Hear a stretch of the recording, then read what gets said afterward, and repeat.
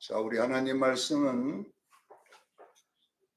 레위기 8장으로 넘어가겠습니다. 구약성경 레위기 8장 1절로 9절까지 함께 합독하겠습니다. 구약성경 레위기 8장 1절에서 9절까지 함께 합독합니다. 시작. 여호와께서 모세에게 말씀하여 이르시되 너는 아론과 그의 아들들과 함께 그 의복과 관유와 속죄제의 수송아지와 수양 2마리와 무교병 1강주리를 가지고 온 회중을 회막문으로 모이라. 모세가 여호와께서 자기에게 명하신 대로 하며 회중이 회막문에 모인지라. 모세가 행 중에서 이르되 여호와께서 행하라고 명하신 것이 이러하니라고. 모세가 아론과 그의 아들들을 데리다가 물로 그를 씻기고 아론에게 속옷을 입히며 띠를 띄우고 겉옷을 입히며 에봇을 걸쳐 입히고 에봇의 장식을 띠를 띄워서 에봇을 몸에 베고 흉배를 붙이고 흉배에 우림과 두빈을 넣고 그의 머리에 관을 씌우고 그 관 위에 전면에 금패를 붙였으니 곧 거룩한 관이라. 여호와께서 모세에게 명령하신 것과 같았더라. 아멘. 이제 레위기 강의 오늘 16번째 시간입니다. 성도의 삶의 방식이라는 제목으로 은혜를 나누고자 합니다. 사도 요한은 그 DNA가 성경의 사도 요한이 세베대의 아들입니다. 세베대. 그래, 세베대의 아들은 예수님 제자 야고보와 요한, 세베대의 아들이지요. 마가복음 3장 17절에 보면 이 세베대의 아들들 야고보와 요한은 아버지 DNA를 가지고 있다고 그래 나와요. 아버지 DNA가 뭐냐 그러면 바로 혈기, 포악, 이것이 세베대의 스타일입니다. DNA. 그래서 야고보와 요한을 부르시고 예수님이 뭐라는 얘는 보아너게라. 보아너게란 말이 뭐냐 그러면 우리의 아들이라는 뜻이잖아요. 보아너게라. 그러니까 너는 보아너게란 말이 뭐냐 그러면 이 성질머리 고야가다 이 말이거든. 너무 막 순간에 그냥 번개가 치는 거잖아요. 성질이 확 올라오면 그냥 입에서 안 좋은 소리도 나가고 막 이래. 그러니까 이게 뭐냐 그러면 세베대 너희 아버지, 원래 아버지 세베대가 뭐냐 그러면 혈기가 그냥 급하고 혈기 강한. 그래서 이는 보아너게의 아들이라 이렇게 이름을 대했다고 그래요. 이 말은 무슨 말이냐 그러면 혈기 조심하라 이 말이거든요. 참 부모님의 성격을 이 DNA를 닮았는데 이 요한이 행한 일을 보면 누가복음 9장 52절 56절에 보면요. 사마리아 사람들에게 예수님이 들어가서 전도를 했는데 그 사람들이 복음을 안 받아들여요. 예수님을 외면해요. 그러니까 이 세베대 야고보와 요한이 이것을 보고 뭐라고 하냐면 예수님 내가 지금 딱 기도해가지고 불을 내려가지고 저들을 태워다 죽여버리겠습니다. 야고보와 요한이 그랬어요. 그러니까 예수님이 그들을 보시고 막 꾸짖습니다. 야 이놈들아 뭐 회개를 부리냐 이 말이거든요. 그러니까 어떤 것을 보면 그냥 바로 막 안에서 막 폭발이 일어나는 거죠. 이런 사람이 누구냐 그러면 바로 야고보 요한입니다. 야고보는 초대교회 담임 목사로서 요한하고 하다가 야고보가 순교를 제일 먼저 했습니다. 유대인들에게 가장 먼저 죽은 사람이 이 야고보입니다. 그러나 요한은 안 죽고 끝까지 살아서 이제 나중에 굉장하게 마지막 때까지 살아있는 제자가 이 요한인데 요한이 사는 날 동안 에베소 교회에 목회하면서 이제 그 전한 말씀이 뭐냐면 서로 사랑하라 이 설교였습니다. 서로 사랑하라. 하나님이 우리를 사랑한 것처럼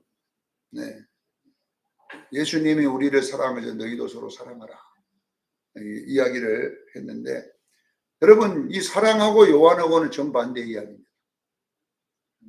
요한은 혈기가 막 성질이 급하다 보니까 사랑보다는 주먹이 먼저 나가고 사랑보다는 욕이 먼저 나가고 이렇게 하는 것이 요한인데, 이런 요한이 예수님을 계명을 통하여 받은 사명이 뭐냐면 사랑하라.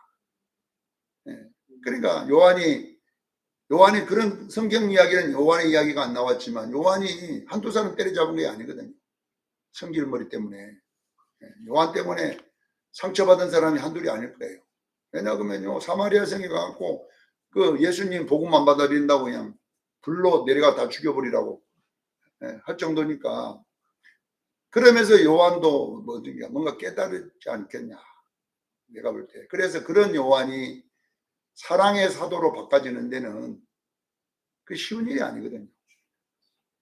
요한이 사랑의 사도가 된 것은 요한의 능력이 아니라 하나님의 은혜입니다. 그 요한이 받은 은혜예요. 요한은 그 말씀을 받은 거예요. 그래서 요한은 목회하다가 에베소 교회에 목회하다가 다시 반보의 섬에 붙잡혀 가가지고 거기서 살다가 다시 나와서 다시 에베소 교회에서 목회할 때도 서로 사랑하라. 그래서 에베소 교회는 첫사랑을 우리가 잃었다, 이 이야기를 계시록에 하고 있는 거예요. 여러분, 요한인 평생을 주께 받은 계명이 뭐냐 그러면 요한일서 4장 21절에도 보면 우리가 이 계명을 주께 받았으니, 요한일서 4장 21절에 요한이 받은 계명이 뭐냐 그러면 내가 너희를 사랑한 것처럼 너희도 서로 사랑하라. 이 계명을 받은 말씀인 거예요. 그러니까 각자에게 주신 그 은혜가 있잖아요. 그러니까 평생을 이것만 전하다가 가셨습니다. 우리 수정교인들도 제가 무슨 이야기를 하고 요한 이야기를 했냐면, 제가 받은 말씀이 뭐냐면요, 저에겐 주님께서 이제 내가 기도원에 있을 때에 하신 마지막 말씀이 뭐였냐면요, 흰옷을 입혀봐라는 이야기. 흰옷 입는 3명만 한번 입혀봐라. 저는 흰옷 입는 설교를 할 수밖에 없는 거예요. 이것만 하다가 죽을 때까지, 이제 여러분들은 이제 수정교회 살면 초당 날 때까지 흰옷 입자. 근데 이때부터 하나님께서 모든 성경이 열리는데 보니까 전부 다 흰옷 입는 이야기더라 이 말이에요. 주님이 그 말씀을 하시고 한 이야기가 요한계시록 19장 7절로 9절에 나와 있는 내용이잖아요. 어린 양의 혼인기약이 이르렀고 어린 양의 아내들이 자기를 준비했으니, 여러분 자기 준비가 뭡니까? 그들에게 빛나고 깨끗한 세마포를 입게 하사 이는 성도의 오리랭실이라. 이 예복을 입은 자들은 혼인잔치에 청함을 받는다. 이 자가 복이 있는 자다. 이렇게 요한계시록 19장 9절에 나오잖아요. 어린 양의 혼인잔치에 청함을 받은 자가 복이 있는 것이다. 여러분, 돈 많은 것이 복이 있는 것이 아니라 신혼 입은 교회가 복이 있는 교회입니다. 요한계시록에는 사대교회에게 설명을 해서 사대교회는 살았다는 이름을 가진 교회라고 했어요. 살았다는 이름을 왜 가졌냐면 모든 사람들이 성공한 교회라고 그랬다 이 말이에요. 살아있는 교회. 사람들은 사대교회를 향하여 성공한 교회, 살아있는 교회, 본받을 교회, 모든 교회, 모범이 되는 교회, 축복받은 교회라고 했습니다. 그러나 예수님은 사대교회를 향하여 죽은 교회라고 그랬어요. 너희들이, 사람들은 너보고 살았다고 하고 성공했다면 너희들은 망한 교회예요. 너희는 실패한 교회예요. 죽은 교회라고 했어요. 그러면 육신적으로 볼 때는 성공했지만 영으로 볼 때는 실패한 교회입니다. 여러분, 사대교회에 대한 이야기 요한계시록 3장 1절로 읽어보세요. 사대교회. 거기 뭐라고 하느냐, 흰옷 입은 성도들이 몇 명만 있다고 그랬어요. 왜냐하면 몇 명이라니까 그래 있네요 그러지만은, 왜냐하면 사대교회는 지금 같으면 여의도 순복음교회 같은 교회예요. 성도가 가장 많은 교회, 가장 부자들이 많은 교회, 가장 공부 잘하는 박사들이 많은 교회, 의사가 많은 교회, 그 교회는요 놀라운 그런 그 당시에 성전의 크기가 1000명을 동시에 수용할 만큼 2000년 전에 그런 집을 짓는다는 것은요, 돈 엄청나야 짓는 거예요. 그 교회는요. 그러니까 여러분 보세요. 그 교회에서는요, 선교를요, 수천 교회를 해요. 그 교회가. 돈이 많으니까 막. 그러니까 너희들이 일도 열심히 하지만 주님은 너희들이 하는 그런 것들 볼 때, 또 그 교회 목사는요, 세계에서 제일 유명한 목사예요. 그 교회. 이름만 대도 아는 목사예요. 그래서 이 교회를 신앙생활하기 위해서 사람들이 그냥 가면 안 받아줘. 그 교회는 다 시험 쳐서 들어올 만큼 너무 교인이 붐비니까 그냥 다 안 받았다니까요. 왜? 모두가 가고 싶은 교회잖아요. 그 교회가. 그 교회. 그게 사대교회입니다. 여러분 생각해 보세요. 무조건 내가 신앙생활하고 싶은 교회가 사대식 교회인데, 영으로 보면 그 교회를 주님은 죽은 교회라고 하잖아요. 왜 그러냐면 신혼 입은 성도가 없다는 거잖아요. 전부 다 세상적이고 세속적이고 세상적인 것이지 영적으로는 전부 다 벌거벗은 교회입니다. 이런 교회보다 여러분, 서머나 교회는 칭찬 듣는 교회잖아요. 서머나 교회는요, 가난과 궁핍과 흉년과 환란과 육으로 볼 때는 완전히 망한 교회입니다. 이거는. 왜냐하면 그 당시에 서머나에는 지진이 일어나가지고 도시가 항폐됐는데 유일하게 교회가 안 무너진 거예요. 지진에. 그러니까 몇몇 교인이 남았던 거예요. 남아가지고 아니 교회가 안 무너지고 있는데 우리가 지켜야 되지 않겠냐 해서 서너 명 남아있던 거예요. 근데 거기에 대한 얼마나 궁핍하겠어요. 도시가 잿더미가 됐는데 먹을 게 어디 갔어요. 그래서 먹을 것도 없고 가난하고, 거기도 핍박이 또 따라서, 왜냐하면은 서머나가 제우스 신을 섬기는 도시거든요. 그러니까 저 예수쟁이들 때문에 제우스 신이 분노해가지고 서머나에 지진을 일으켰다 그래가지고 그 모든 지진의 원인을 교회가 때문에 했다 그래가지고 교회를 얼마나 핍박했는지 몰라요. 그 사람들이. 그러니까 환란과 궁핍과 핍박이 있지만 실상은 너희가 부유한 자다. 할렐루야. 여러분 보세요. 거기 교인도 없고요, 망한 사람들은 우리가 볼 때는 실패한 사람만 있는, 진짜 지질 나도 그런데 왜 있냐 이 말이에요. 다른 사람들이 뭐래요? 전화해가지고 그 교회 있지 마라 이거예요. 그 교회. 수정교회 다니지 마라 이거예요. 그 교회. 근데 거기에 남아있는 몇 명이 남아있는데요. 그럼 보세요. 그 사람들이 흰 옷을 입고 있었다는 거잖아요. 그러니까 성경의 성공은 뭐냐면은 이 땅에서 얼마나 잘 사는가가 아니라 흰 옷 입고 있는 것입니다. 여러분, 3명만 흰 옷을 입는다는 이야기는 흰 옷 입기는 쉽지 않는다라는 것을 여러분 저에게 말씀하신 것입니다. 여러분, 이 흰 옷 입는 쪽으로 가면 예수 믿기가 너무 고통스럽고 힘들어요. 그러나 우리는 이 길을 가야 될 줄로 믿습니다. 좁은 길로 계속 가야 됐는데, 제가 이 레이기도 흰 옷 입자고 푸는 거예요 지금. 누가 억지로 맞자고 푼다고 할 수도 있지만은 저 눈에는 그것밖에 안 보이니까, 사도 요한의 눈에는 서로 사랑하는 것밖에 안 보이는 거예요. 본문 읽어놓고 그 말하고 본문 읽어놓고, 왜? 사도 요한이 받은 주께서 주신 이 계명은 내가 주께 받았으니 그러잖아요. 요한은 성경이 절로 뭘로 풀어지느냐, 하나님이 우리를 사랑한 것처럼 우리도 서로 사랑하라.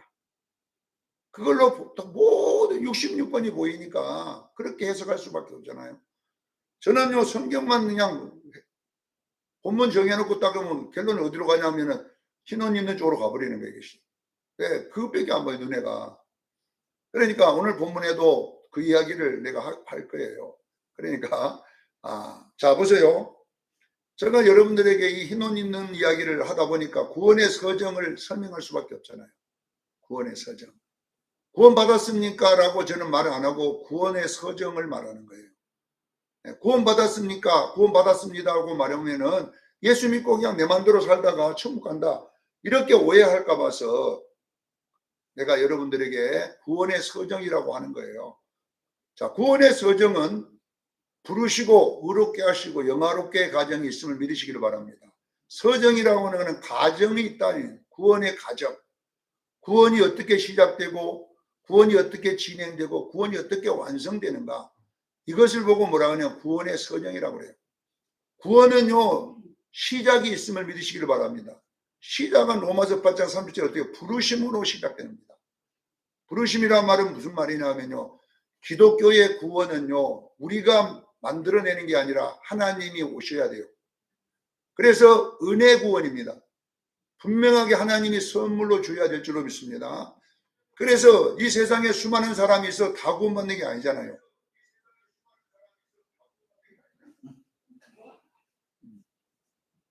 자, 보세요. 여러분들이,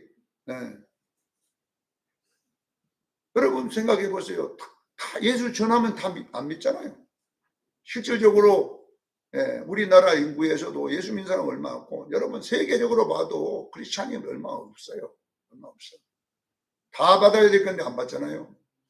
그런데 어떤 사람은요, 예수 안 믿을 사람 같은 사람은 또 믿고요. 예수 믿을 사람 같은 사람은 안 믿고 희한한 거예요, 이 세상이요.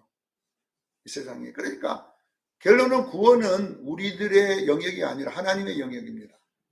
그분이 나에게 찾아와서 주시면 받고, 그분이 안 찾아도 안 주면 못 받는 것입니다. 아무리 절에 가서 수행, 정진, 득도해도 구원을 안 주셔요. 우리가 그러면 성철 스님이 구원 받아야 되잖아요. 못 받았잖아요. 나도 구천 지옥으로 떨어진다고 그랬잖아요. 못 받는 거예요. 네. 그러니까 여러분 보세요. 구원이라고 하는 거는 여러분요, 아무리 성철 스님처럼 옷 한 벌 입고 살고요, 신앙나 갖고 살고요, 앉아서 몇 년 동안요, 앉아서 잠을 자, 앉아서 잠도 그렇게 해도 봤자 여러분요, 구원은 못 받아요. 구원은 여러분 하나님의 선물로 주셔 받는 거예요.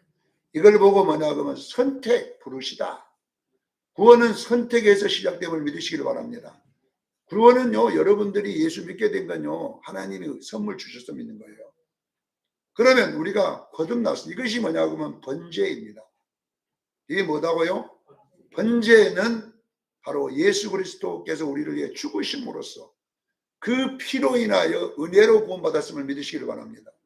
그래서 번제가 상징하는 것은 하나님의 부르심, 예수 믿음을 상징한다라는 것이, 구원의 시작은 번제로 시작한다.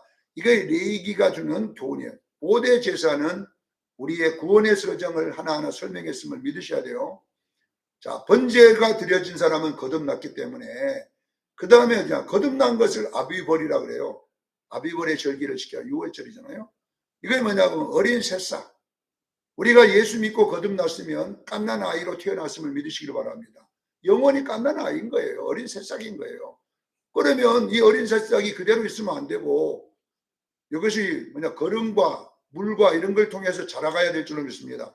이제 이게 뭐냐 그러면 성화 생활인 거예요. 이게 의롭다 하시는 거예요. 신앙생활임을 믿으시기를 바랍니다. 신앙생활은 내 영혼이 말씀을 먹어가며 자라는 과정을 설명해 놓은 거예요. 그래서 여러분들 이것이 자라가는 과정이 4대 제사가 상징하는 거예요. 소제, 화목제, 속죄제, 속건제는 다 성화의 이야기를 그리고 있습니다. 우리가 성숙에 가려면 어떻게 되느냐? 자아가 파쇄돼야 됩니다. 깨닫기를 바랍니다. 그래서 소제는 고운 가루를 만드는 거예요.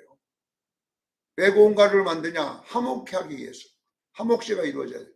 떡을 만들어요. 떡이란 말은 서로 결합시키는 거예요. 결합. 깨닫기를 바랍니다. 그래서 우리 수정교회가 정확하게 성화가 이루어지면 내가 죽어야 돼요. 내가 안 죽으면요, 절대로 기름 부어봤자 하나가 안 돼요. 우리가 고운 가루가 되는 것을 말씀에 순종하는 삶입니다. 말씀을 지키는 삶임을 믿으시기를 바랍니다. 말씀을 지키면 내가 부서져야 돼요. 자아의 파쇄라 그래요. 이걸 자아가, 나라는 존재가 자꾸 없어지는 거예요. 부서져요. 내가 죽어야지 어떻게 돼요? 화목이라고 하는 게 이루어집니다. 그래서 소제 다음에 화목제가 여놓은 거예요. 화목제를 여기다 여놓은 거예요. 이렇게. 화목제의 제물이 뭡니까? 제가 설명했죠. 다 까먹었어요. 화목제의 제물은 고운 가루가 아니고 간과 콩팥과 내장이에요. 그러니까 이게 뭐냐 그러면요, 여러분 보세요. 내가 파쇄된 것을 어떻게 하느냐? 교회가 화목하려면 어떻게 돼요? 남을 지적하고 남을 말하고 비방하고 비판하고는 절대 화목이 안 되는 거예요. 뭐냐, 내장, 간, 콩팥은 뭐랍니까? 못된 것들을 다 내가 소화를 시켰어. 할렐루야. 배출시켜야 될 줄로 있습니다. 간도 뭡니까? 교회의 문제를 내가 그걸 안고 해결하는 거잖아요. 콩팥도 마찬가지로 피 속에 있는 나쁜 것들을 전부 자기가 걸러가지고 소변으로 보내는 거잖아요. 내장도 뭡니까? 그냥 음식물의 폐기물을 전부 다 모아갖고 항문으로 배설시키고 소변으로 배설시키고 간에서 해독하는 작용들을 해야 돼. 이런 사람이 많아야 교회가 화목할 줄로 믿습니다. 그런데 이 간이 콩팥들이 없어버리면요, 교회는요 서로가 독을 품어버리기 때문에 이 사람은 저 사람 독 품고 요 사람은 저 사람 독 품고 이렇게 하면 교회가 어떻게 화목되겠어요? 하는 것마다 지적하고 하는 것마다 잘못했다 그러고 그런 장로님들이 많이 있는 교회가 어떻게 교회가 한목이 되겠습니까? 목사님 설교하면 설교 그거 잡아갖고 말하고 이러면 이런다고 말하고 그런 것을 도와주라고 세웠는데 세운 사람들이 전부 다 감각 콩팥이 아니라 전부 다 뭐냐 그러면요 고장난 간. 그러니까 결론은요 소변이 제의를 못하니까 배가 뚱뚱 부어가지고 교회는 안 되는 거예요. 교회가 깨져버리는 거예요. 그러니까 이거는 뭐냐면 어린 교회라는 것을 아시기를 바랍니다. 그래서 우리가 보면 성경에 보면은 이제 이 이야기가 나오는 게 뭐냐면 고린도 교회는 은사는 많이 받은 교회잖아요. 근데 고린도서 3장 1절로 3절에 보면 어린아이 교회라고 정확하게 말합니다. 너희는 세상 사람이나 똑같은 어린아이다. 야, 세상 사람하고 똑같아. 고린도 교회. 근데 막 방언도 열심히 하고 이 교회가 보면 귀신도 쫓고 은사는 뭐 대단해. 이 교회는 막 신령한 걸 본 사람도 많고 거품으로 젖빠진 것도 많고 막 기도원은 혼자 다 쫓아다니는 이것들이다 보면. 그런데 뭐냐 그 모임에 싸워 시기와 분쟁이 있습니다. 서로 시기하고 분쟁하니까 고린도 교회는 책망 듣는 교회로 사도 바울이 등장시켜놨어요. 고린도 교회는 그래서 어린아이 교회 성수가지 못 나는 너희들에게 젖으로나 먹이고 밥으로는 못 먹인다. 왜? 감당치 못하기 때문이라고 했어요. 네, 깨지지 않고 이 성령의 은사를 받았기 때문에 이 깨지지 않고 해결치 않고 이 은사 받으면 기도 많이 하면 안 돼요. 이게 깨지지 않는 사람은 기도 쬐끔 하세요. 5분만 하고 가. 그런 사람들이 많이 오면 막 지가 하나님이 돼갖고 바다 떴다 하고 난리를 치는 거예요. 이들이. 그러니까 왜냐하면 화목도 못하면서 뭐 때문에 하나님께 달라고 하냐. 이게 고린도 교회잖아요. 고린도서 13장 1절 보세요.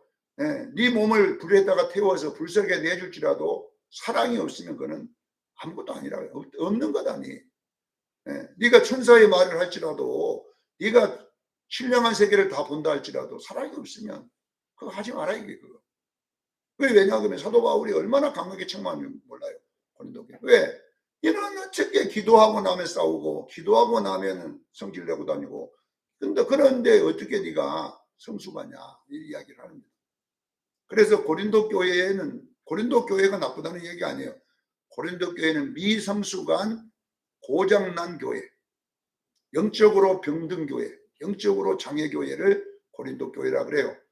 그렇기 때문에 여러분요, 우리 성도의 가장 중요한 것은 보고 뜨는 것보다 더 중요한 것은요, 화목입니다. 화목하려고 보고 떠야 되고, 화목하려고 기도해야 될 줄로 믿습니다. 화목하려고 모든 걸 해야 된다는 것이 말하는 거고, 자, 성수관 교회를 사도 바울은 빌립보 교회라고 나와 있습니다.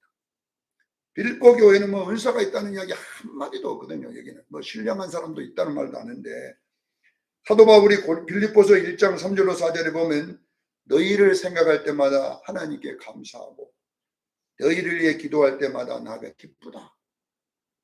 빌립보 교회만 생각하면 하나님께 감사하고 빌립보 교회만 위해 기도하면 너무 기쁜데 1장 27절에 뭐라고 온 교회가 한 마음과 한 뜻으로 협력합니다. 화목이라는 뜻이잖아요.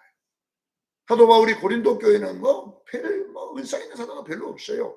뭐 방언하는 사람이 있는가 없는가 나와 모르는데 빌립보 교회를 생각할 때마다 사도 바울은 하나님께 감사하고 너희들을 위해 기도만 하면 기쁘다 내가. 왜 그러느냐? 1장 27절에 온 교회가 한 마음과 한 뜻으로 서로 협력합니다. 이게 화목 아닙니까? 그래서 여러분 보세요. 화목이 성숙한 성도임을 믿으시기를 바랍니다. 그래서 여러분요, 소재가 안 되는 교회는 절대 화목이 있을 수 없어요. 간과 콩팥과 이 기능들이 상실됐기 때문에. 그런데 속죄제는 뭐냐? 그렇게 하려면 어떻게 돼야 되느냐? 간과 콩팥과 이걸 드려주려면 어떻게 해야 되느냐? 여러분, 주님의 마음을 가져야 될 줄 믿습니다. 그래서 하나님을 향한 성품을 말하고, 속건제는 이웃에 대한 그리스도의 인격입니다. 그래서 이 두 가지, 성령의 열매, 속죄제, 빛의 열매, 속건제, 이 두 가지가 맺어질 때를 뭐라고 하느냐? 성도의 오를 행실이라고 그래요. 이것을 보고 빛나고 깨끗한 세마포 옷이라 그래요.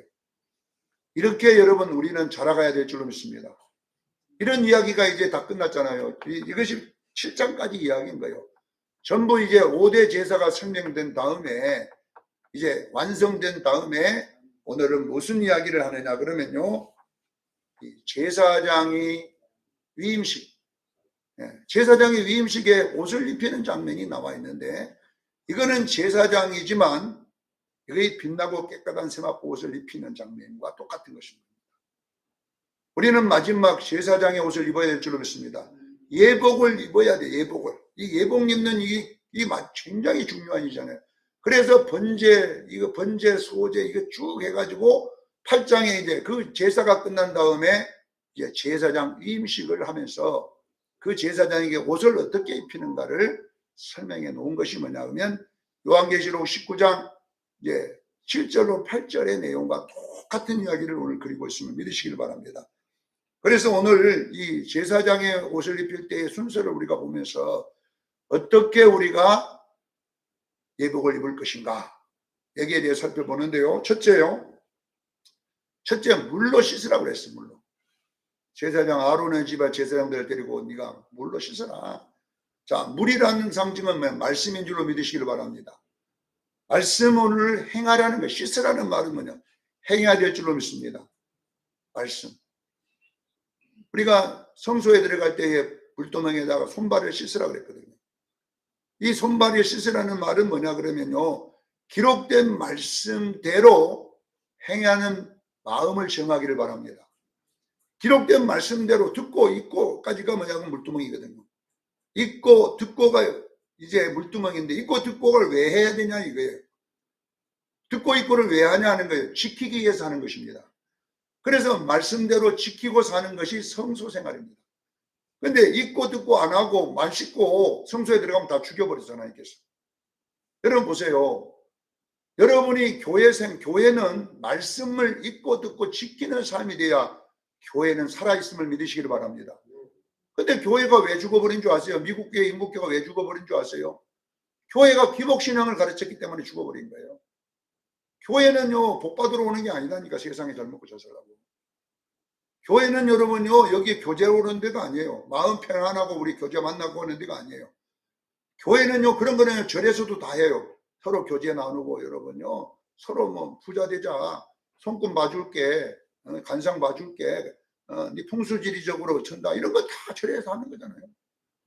그리고 뭐 가서 점쟁이 만나갖고 뭐 당신은 지금 눈동자 위에 이 점이 하나 있으니까 이 점 때문에 뭐 옆으로 돌아가야 되고 뭐 이런 거 해가지고 이 땅에 전부 이 땅에 사는 이야기잖아요. 그 사람들은 이 땅에 얼마나 잘 먹고 잘 사는가 이야기가 다 절에서 하는 이야기잖아요. 그러나 교회는요 그 이야기 하는 데가 아니라 교회는요 어린 양의 신부가 되는 곳입니다. 근데 교회가 오늘날 은사자들이 뭡니까? 따라 알아맞춰줘갖고 돈 내라. 목사님 축복기도 받으면 돈 내라. 잘 되려면은 뭐 이런 데가 교회가 아닌데 괜히 교회 와갖고 그런 것만 하는데 교회는요 그보다 중요한 것이 뭐냐면요 물로 말씀대로 씻는 것입니다. 사랑하는 성도 여러분, 여러분이 흰 옷을 입기를 원하면 물로 씻어야 될 줄로 믿습니다. 말씀대로 행하는 삶, 이것이 뭐냐면 우리 신앙생활임을 기억하십시오. 그러니까 제가 그래서 여러분에게 뭐 물질 축복 준다 이런 이야기 별로 많이 안 하는 거예요. 왜냐하면 내가 많이 해도 안 줄 수도 있고 줄 수도 있어요. 그러면 물질 축복은 안 받아도 감사해야 돼요. 원래는 받아도. 근데 여러분 안 받아도 감사하니까 주지 마세요 이렇게 하지 마시고 달라고는 하세요. 우리가 할 수 있는 거는 달라고는 할 수 있는 거예요. 그러나 그 결과에 대해서는 우리가 감사해야 돼요. 내가 열심히 달라 했는데 안 줘도 감사하고 줘도 감사하는 거잖아요. 우리는 달라고 하는 것까지는 우리가 하는 거예요. 우리가. 근데 우리는 뭐냐면 시험 들은 것이 뭡니까? 달라고 했는데 왜 안 주냐고. 그래갖고 시험 자빠지지 말라는 이야기예요. 그러니까 여러분들도 건강도 주시고 막 자식도 잘 되고 막 구하세요. 열심히 하되 그 결과를 받아들이라는 거예요. 안 주는 것도 응답이고 주는 것도 응답인 줄로 믿습니다. 꼭 줘야만 응답이 아니라는 거예요. 안 주는 것도 맞아. 하나님 주는 것도 응답이기 때문에. 그러나 그것은 구하되 주나 안 주든 우리에게 주어진 걸로 감사해야 될 줄로 믿습니다. 그래서 더 중요한 것은 뭐냐고, 내가 말씀대로 사는 거잖아요. 자, 말씀대로 물로 씻은 다음에 두 번째 한 이익이 뭐냐, 속옷을 입혀야 돼요. 무엇을 입혔다고요? 여기 7절에 속옷을 입히라고 그랬죠. 속옷. 이 속옷이 상징하는, 옷은 항상 성품, 이 행실을 말하는 거예요. 옷이 뭘 상징한다고요? 행실, 오를 행실. 빛나고 깨끗한 세마포, 옷, 성도의 오를 행실이잖아요. 옷이. 그러면 이 예복도 옷인 거예요. 행실인 거예요. 예복. 밖으로 나타난 예수님의 성품인 거예요. 인격입니다. 아시죠? 그러니까 속옷을 입혀라는 것은 이건 속죄제를 말하는 속죄제. 알기를 바랍니다. 속옷은 내적인 것. 안에 입는 옷이잖아요. 안에 입는 옷을 입어야 될 줄로 믿습니다. 그럼 이것이 뭐냐 그러면 성품, 예수님의 성령의 열매를 상징하는 거예요. 이것이 여러분에게 있기를 저는 축원합니다. 자, 이것이 저는 돼야지 지금 됩니다. 자, 세 번째 7절 하반절에 보면 겉옷을 입히라고 했어요. 이 겉옷은 빛의 열매를 상징합니다. 이것이 속건제임을 믿으시길 바랍니다. 빛의 열매, 예수님의 인격 부분을 말하는 거예요. 빛의 열매. 에베소서 5장 9절이죠. 성령의 열매는 갈라디아 5장 22절. 이것들이 돼야, 이것이 이제 보세요. 안에 예수님의 성품, 성령의 열매 9가지, 밖에 예수님의 인격, 빛의 열매 3가지가 이제 말씀에 순종한 결과예요. 그러면 성도의 오를 행실이 됐다는 완료가 된 거잖아요. 어린 양의 혼인기약이 이르렀고, 요한계시록 19장 7절에 어린 양의 아내가 자기를 준비했으니, 이제 5대 제사가 준비된 거예요. 준비됐으니 그에게 뭘 입혀주라고 했어요? 빛나고 깨끗한 예복을 입혀주라고 그랬잖아요. 그래서 오늘 보니까 네 번째 뭐냐, 예복을 입히라 그래요. 제사. 자, 보세요. 물로 씻으라. 그 다음에 속옷을 입히라. 겉옷을 입히라. 그렇게 된 후에 그에다가 뭐냐 그러면 빛나고 깨끗한 세마포옷을 입혀준다잖아요. 예복. 이렇게 되어 있는 것입니다. 여러분, 거기다가 이제 흉패를 붙이고 우빈과 두빈을 넣고 이제 이 제사장 직무를 하게 하는 것인데, 이것을, 그리고 머리에다가 간을 씌우는 거예요. 간은 뭐냐 그러면요, 혼인잔치에 들어가는 신부들에게 씌워주는 승리의 간들이에요. 승리의 간. 우리가 분명하게 생명의 멸관을 쓸 줄로 믿습니다. 이긴 자에게 생명의 멸관을 주리라 그랬거든요. 어린 양의 혼인잔치에 들어가는 자들에게는 전부 다 생명의 멸관, 의의 멸관, 여러분 이런 간을 씌워줄 줄로 믿습니다. 이 간을 쓰고 들어가는 거예요. 간을 쓰고. 그러니까 오늘 본문은 제사장의 위임식이 상징하는 것은 뭐냐 그러면, 우리가 여러분 5대 제사를 완성한 하나님의 백성들에게 이 성도의 오를 행실을 행하였기 때문에 그에게 빛나고 깨끗한 세마포 예복을 입혀주시고 그 머리에 간을 씌워서 요한계시록 19장 7절에 어린 양의 혼인잔치에 참여하게 할 줄로 믿습니다. 이것이 뭐냐 그러면 성도의 구원의 완성 지점입니다. 우리는 이곳을 향하여 전진해 나가기를 축원합니다. 이런 것들을 보면 전부 다 우리가, 그래서 여러분 오늘도 말씀으로 씻기를 주는 축원합니다. 물로 씻으세요. 말씀으로 행하라는 것입니다. 말씀으로 행하게 되면 결론은 어떻게 되느냐, 속옷이 입혀집니다. 이것이 뭐냐 그러면 예수님의 성품인 줄로 믿으십시오. 5대 제사가 지금 막 부서져야지, 이거 건조가 돼야지 이렇게 되거든요. 그 다음에 겉옷을 입히고 예수님의 인격을 입혀주시고 이것이 빛의 열매를 입고 그래 이것이 성도의 오류 행실이 되면 그에게 뭐냐면 예복을 입혀주십니다. 빛나고 깨끗한 예복을 입혀주시고 그리고 이걸 입은 다음에 머리에 가인을 씌워주셔서 제사장의 위임식이 되는 줄로 믿으시기를 바랍니다.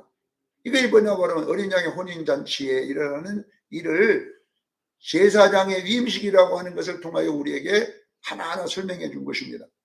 오늘도 사랑하는 성도 여러분, 우리가 마지막 주님이 재림할 때에 이곳에 설 수 있는 자가 되기를 바랍니다. 이것이 바로 신앙생활입니다. 교회만 왔다 갔다 하는 게 아니라. 근데 하나님 나는 절대 안 되네요. 맞아요. 안 돼요. 근데 요한은 원래 안 된 사람입니다. 그 사람은. 왜? DNA가 우리의 아들이잖아요. 예수님과 같이 다녀도 성깔이 올라오면 예수님이 썩어 성질 내버린 사람이 그 사람이잖아요. 그잖아요. 그러니까 예수님이 막 체험하며 돌아서 가지고 예수님 따라다닐 때부터 막 성질이 고약해갖고 막 한 주먹 해버리는 사람이 이 사람은. 근데도 놀라운 것이 요한은 사랑의 사도로 바뀌어졌습니다. 할렐루야. 그러면 요한이 바뀐 것은 요한의 능력이 아니라 계명을 지켰기 때문입니다. 계명을 지키는 것은 뭐냐 그러면요.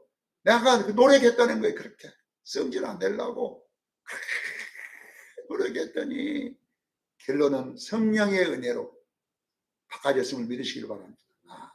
결국은 뭐냐면 요한은 계명을 받아서 순종했지만 바꾸시는 이는 하나님이셨습니다. 사랑하는 성도 여러분 보세요. 우리도 계명을 받은 거잖아요. 말씀으로 심는 거는 우리가 해야 됩니다. 할렐루야. 그리고 그렇게 노력하다 보면 언젠가는 하나님의 은혜로 바뀌어질 줄로 믿습니다. 이것이 요한을 통해서 일부러 요한 같은 사람을 선정해 놓고 우리들에게 교훈을 주기 위해서 그렇게 성질머리가 고약하고 막 건들며 폭발하는 그런 사람의 가정의 아들을 불러놔놓고 얘를 변화시키시는 주님, 그리고 예수님 닮은 사랑의 사도로 만들어 놓는 이 계획도 다 뭐냐 하면요 우리의 교훈입니다. 사랑하는 사람들, 여러분 요한과 같습니까? 건들며 폭발합니까? 그리고 남이 너는 그냥 집에서 저주가 나가갖고 죽여버리라 이게요. 막 이렇게 합니까? 그래도 기대하세요. 나는 안 됩니다, 목사님. 나는 안 됩니다. 안 됩니다 하지 말고 요한도 됐잖아요. 요한도. 왜? 노력하니까. 할렐루야. 나는 열심히 계명을 지켜 노력하지만 물론 씻을 때에 우리 속에는 이런 아름다운 변화가 일어날 줄로 믿습니다. 그래서 요한처럼 우리 모두도 분명히 하나님이 바꾸시면 바꿔질 줄로 믿습니다. 그래서 우리는 혼인잔치를 기대하면서 물로 씻는 여러분 되기를 예수 이름으로 축원합니다.